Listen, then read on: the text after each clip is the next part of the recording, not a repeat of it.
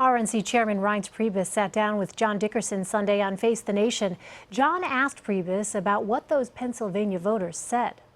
Mr. Chairman, you heard those voters there. They were on the Trump train. They have now gotten off. What would you advise Mr. Trump, having heard that? Well, I think that keep doing what he's been doing over the last 10 days, which is I think he's shown maturity. I think that he's growing in his role. He's a person who's never run for public office. And look, some of this stuff is it's an interesting intro that you had there, because you've got a choice in this election. This election is about choices. You have someone who is not politically correct, who at times has said some harsh things, even he admitted, versus someone who lies with incredible skill and grace.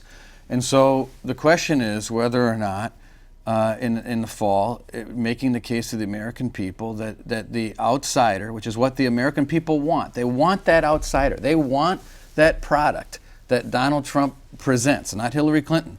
But they also need to know that it's going to be a safe product. And I think if you look at the last week and a half, I think Donald Trump understands it. I think he's being consistent. I think if he continues down this track, you're going to see more polls like Iowa happening where things tighten down, we get to the first debate, and America's given that great choice. They want a safe product. What is he doing to make people feel safe? Using a teleprompter and saying regret, that doesn't convey safe. No, and listen, what it shows is consistency. Look, it's very difficult. I don't care how good you are as a speaker.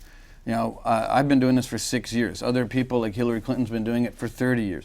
It's very difficult to get in front of a crowd with no notes and speak for 45 minutes. And so, but that's what caused him to do so well in the primaries. It did, but we also had 16 people running, and there was a lot of things happening. But look, what I'm excited about is the fact that I think that Donald Trump has really focused in on this campaign.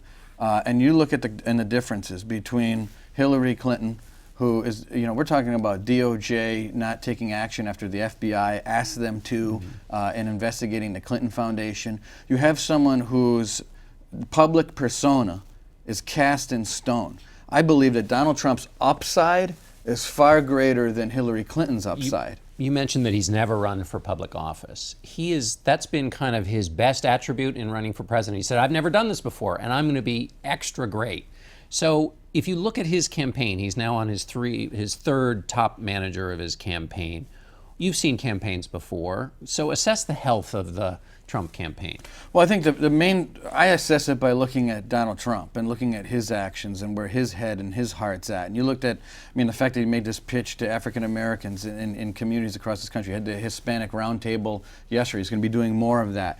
If you look at that polling issue, the most important thing said there, which was very insightful, is that bringing back the Republican base is the difference between being up by 6 and down by 6, which is where he was right after Cleveland.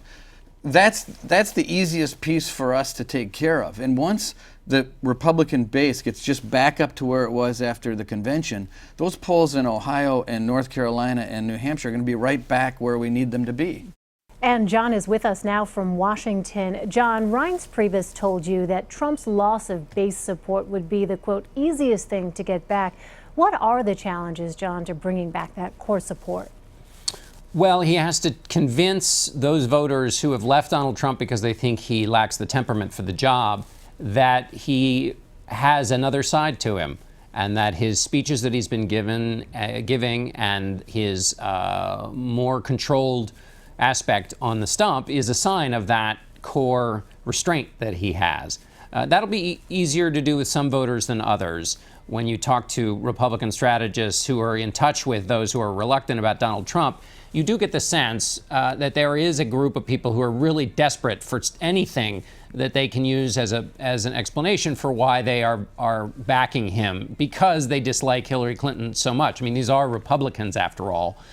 They don't like Hillary Clinton. They want a president who is more likely to pick the kind of Supreme Court justices that they like. And so there is a group out there. But there is also a hardcore group of Republicans who are in the never Trump category. And the big question is whether Donald Trump even has a chance with those voters, whether they're too far gone, and whether it would be better for him to spend his time not on traditional Republican voters, but on traditional or non-traditional, I should say, voters, and some voters who might have voted for Democrats in the past.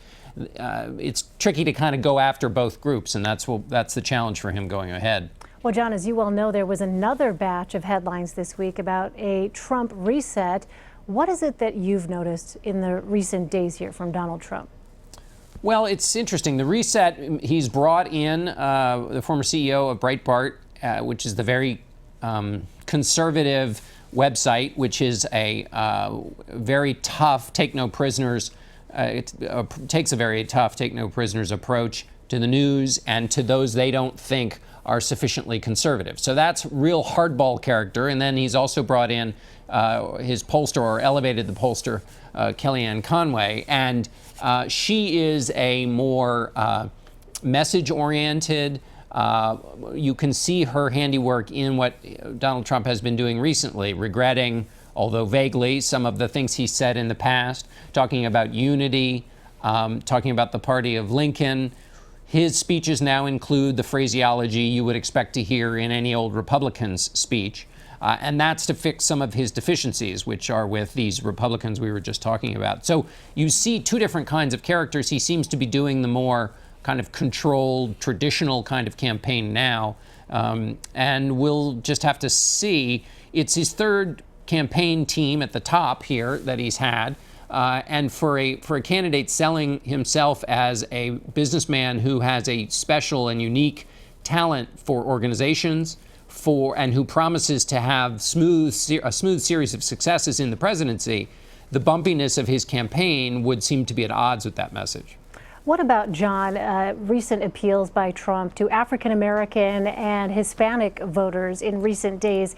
It would seem we've been hearing different things than we've heard from Donald Trump in the past when it comes to outreach to those groups. He has been changing his rhetoric in terms of outreach to those constituencies.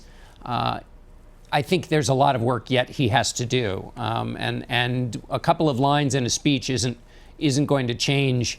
He's going to have to change policy positions, and then he's going to have to stick with it for the course of the campaign. And the problem is that the days are drawing short between now and when voting begins. And there's a lot of stuff he wants to do and a lot of things he's got to do. There are not enough days to do it all. He's going to have to start making choices. Every speech he gives that would really make an actual pitch to the African American audience or to the Hispanic audience, if he really was making a pitch and did the work necessary to make an investment in that electorate, that's a lot of time he's not spending with the other groups that he has.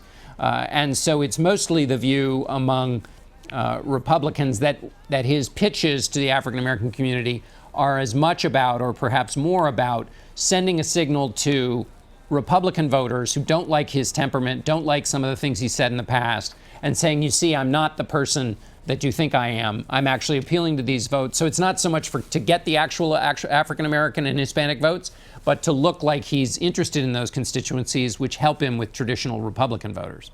And John, we just heard some of Frank Luntz's conversation with voters in Pennsylvania. I wonder, John, what stood out to you about what they said? Well, what stood out is that these are people who were appealed to by the Trump message and are now off the Trump train, and they're not pundits. In other words, the whole story so far about Donald Trump has been that, it's the analysts who've been wrong, and in anticipating that there was any downside to his remarks and to his behavior, and that regular people didn't worry about that kind of stuff. That's certainly true of the core Trump supporter. But these are people who are at the edge of that support, people who liked him and now don't, and the reason they don't like him and the reason they're worried about him are for the reasons that have been discussed, which is that they think his comments reflect a loose temperament, a volatile personality that's going to hurt him politically, hurt Republicans politically, but also that wouldn't be very good for a president. So those are the voters with whom he has to do his work. Before he can go out and get voters who didn't like him and aren't ready for him yet, he has to capture them first. And so that's the group that he's got to work on for the next couple of weeks. The challenge is he should already have those people in his camp. After the Republican convention, those are the folks who were supposed to be locked in, the ones you already had. Because to build a coalition to win, you have to go get people you never had in the first place in some of these states. And so he's behind, and he's got a lot of work to do with a calendar that is against him. All right, John Dickerson in Washington for us. John, thank you. Thanks, Elaine.